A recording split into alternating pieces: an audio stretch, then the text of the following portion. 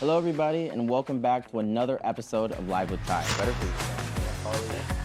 We all know him pretty well. And you guys are so much fun. I was thinking,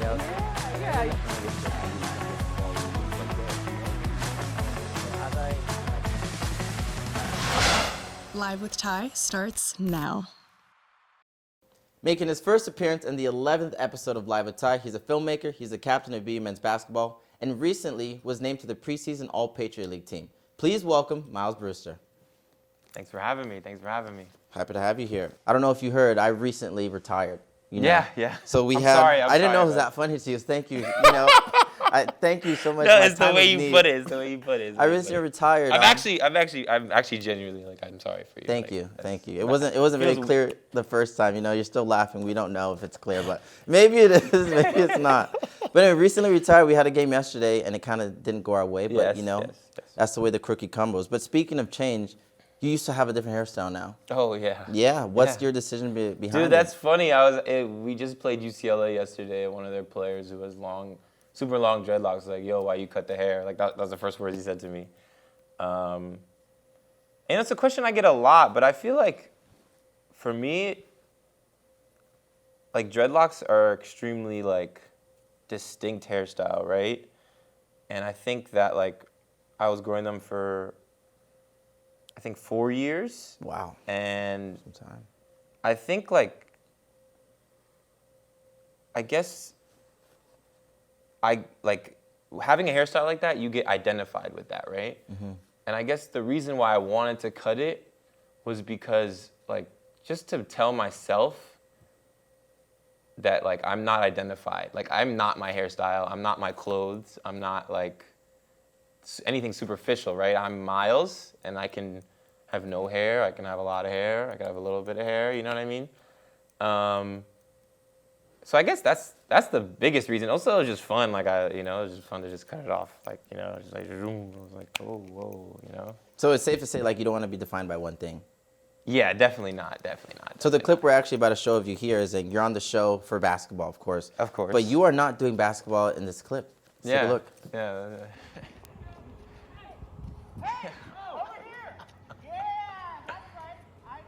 So this I'm guessing this is from one of your short films. Yeah. Can you walk us or tell us a little bit of what's going on? And that's Well, you, of course. There definitely needs to be some context given, but I took a class called Production 2, which I'm sure a lot of comm students know about. And I pitched this film about a white guy who undergoes racial conversion therapy and turns himself black. Okay. That's So pretty out there. Yeah, that's actually me running in the shot, and the DP got extremely upset with me because I was too into the scene, and then I was like, I had to run out. But yeah, I pitched that film. The class loved it. I was able to write it. I wrote it with my girlfriend, and directed it. We shot it over 2 days. We actually shot it not in this studio, but the studio right over one of the scenes. Mm-hmm. And yeah, it was a really fun experience. Really, I didn't really I feel like every time I take on a new project, I realize I don't really know anything, or those unknown unknowns become known. You know what I mean? That's They how it become goes. known unknowns. I guess is that one way you could put it. So yeah, it was a really fun time, and the idea was really quirky. It was really quirky and really just fun to shoot. And that scene was a crazy long shot I did with the DP Paris. We planned it out.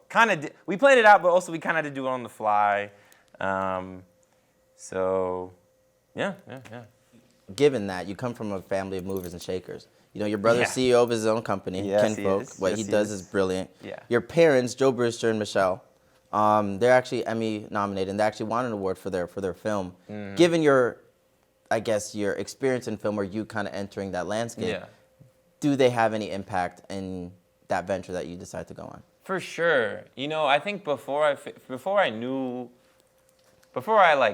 decided to study film at BU, they didn't really give any they didn't really force me, or they didn't really even suggest that I study film. But after my sophomore year, I was like, bro, I don't know what I want to study. I don't know, like none of my classes are giving me a lot of like inspiration or anything like that. So I was like, and I had always kind of avoided film because of my parents. And I was like, I don't want to do exactly what my parents did. But then I took like an intro class in the film and TV department, and I was like, whoa, this is actually kind of interesting, and like I can actually be really creative. I can be creative, and I can also like. It's both like I think it's like the joining of like creativity and also sort of like regimented and teamwork, like scheduling stuff. So I was like, damn, this actually has some cool stuff going on. And then obviously like anytime I have a rough cut or anything like that, I send it to my parents, or if they have advice for me, over the summer I helped them. I was like PAing for them essentially, being a PA, Production assistant. Yeah, production assistant, yeah. And yeah, they're obviously an incredible resource to have. Yeah, I mean, they're brilliant. I mean, so I also tried my hand at film and TV. You know, but now that we're here now, that venture failed completely. Well, not quite. Well, not completely, but I feel like as an athlete, I couldn't really get the creative side. Word. But you produced 3 films. The first one, of course, we can't say here. But the second one is called Racial Conversion Therapy. The other one is Solomon's Dream.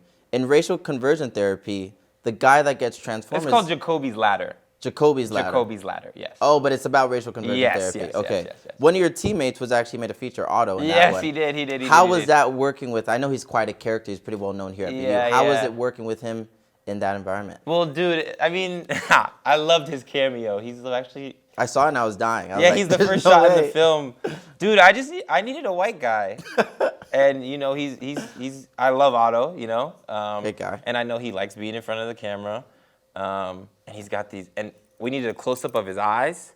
You know, he's pale. He's like got this blonde / like ginger hair, which is really distinct. And yeah, he just made his little cameo and he loved it. Yeah, he was super down. Otto's like always just like, if I needed something from Otto, I know he'll come through. So yeah, I think he enjoyed being on set too. He didn't do too much. Like he just kind of laid there on a bed. So just doing his thing. Yeah, exactly. So even your sport, basketball, can be seen as quite cinematic. Yeah. One of the clips that we're going to show here shows exactly that. Oh, let's do it.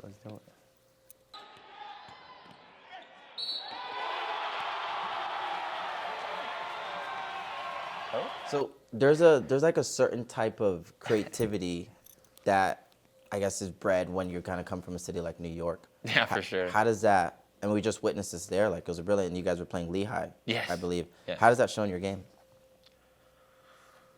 I mean, I feel like the best players are really creative, and the best, most like flashy plays are the most creative plays. You know, one of my favorite players is Kyrie Irving, and he's like a wizard out there. He Just is. Like, you know, just creating stuff with his mind and body. And well, honestly, you know what I think? I think less the creative aspect, although that's important, but honestly, just like the energy that I bring, I think comes from growing up in New York. You know, growing up in New York, every summer there's these gauntlets of outdoor tournaments. Some of them are really famous, like, you know, Rucker Park or Tri-State Classic and stuff. But there's all over the city. And so, you know, 6th, 7th, 8th grade, and even younger, and in high school as well, I'm going around parks, playing in like 90-degree weather, super humid. And, you know, there's these random old guys that come and they stand at the gate and they're yelling at you. And so, like, you know, and then obviously, like, just the New York culture and the coaches that I had growing up were yelling at me at a young 5th, 6th grade, you know what I mean? So I feel like growing up in New York, you have no choice. If you want to be successful, you have no choice but like being an extremely like resilient player, you know? And I think that's at least how I want to be known, is like as an extremely like energy-driven like player who isn't into like being flashy, but's into like, you know, getting the job done. Getting the job done. Yeah. Is there a player that you would say in the NBA that you model your game after, or is it also Kyrie? No, I definitely don't model my game after Kyrie. There's no one that I would say I model my game after. I think I get a lot of comparisons to. Sometimes my teammates say like Marcus Smart or Drew Holiday or like Colin Sexton, like guards like that who are really like who are known for their on-ball defense, known for playing really hard, known for getting downhill, and being good defenders. Sexton, he plays for the Kings, right? Yes. Yeah, I don't like that guy. You don't like Colin Sexton? He always shits on my Golden State Warriors. You know? always messes our things up. So also in an interview that we were watching, or that I was watching, it said one of your biggest factors into coming BU to harness, just getting the job done, was actually not the role of the head coach, but the support he had around him, the assistant coach. Uh-huh. So my question to you is, how important is that role that assistants have in college sports?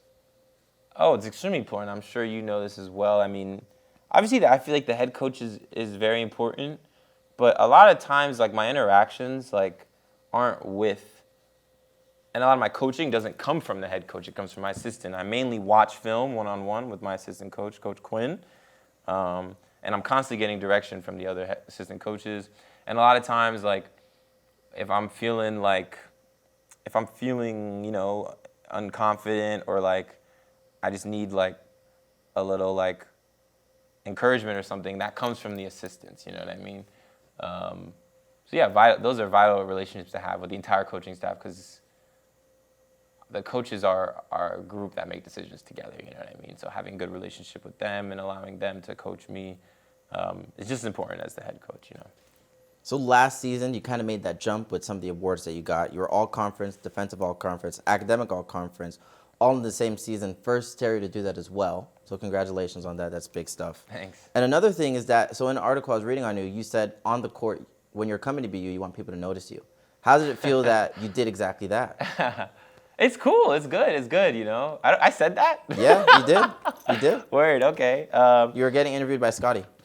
Oh, is that what that was? Yeah. Was that my freshman interview? Freshman year. Okay, word. Throwback. Word, yeah. Yeah, I mean, yeah, it feels good. It feels good. But, I feel like now I'm at a point where it's like, I want to win. I want to win. I want to go to March Madness. And I think that, like, that's my number one goal right now.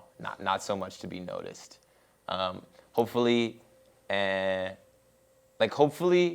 or like my goal is to lead my team, and I think in that way I will be noticed, but I don't think that's my goal. My goal is to win. My goal is to win a championship and bring a banner to BU. So you were also made the Patriot League, like we said in the beginning, all preseason team. Yeah. Going into the season, as it starts to kick up, what can fans hope to expect from you and the team? I think growth. You're going to see growth, and you're going to see a team that really just, loves each other and plays for each other. I think we've shown that we're a resilient team, and just with another year of experience, like there's less explanation that's got to be done. We know what we got to do. You know what I'm saying? Well, Miles, everybody here at BU TV will be rooting for you. Thank you so much for taking the time to come on Live with Ty. Of course. So happy to have you here. As we never know what this brilliant man to my right has planned next, be sure to keep up with all things men's basketball and Miles Brewster as their season ramps up on Facebook, Instagram, and Twitter. And until next time, I'm your host, Tyler Johnson.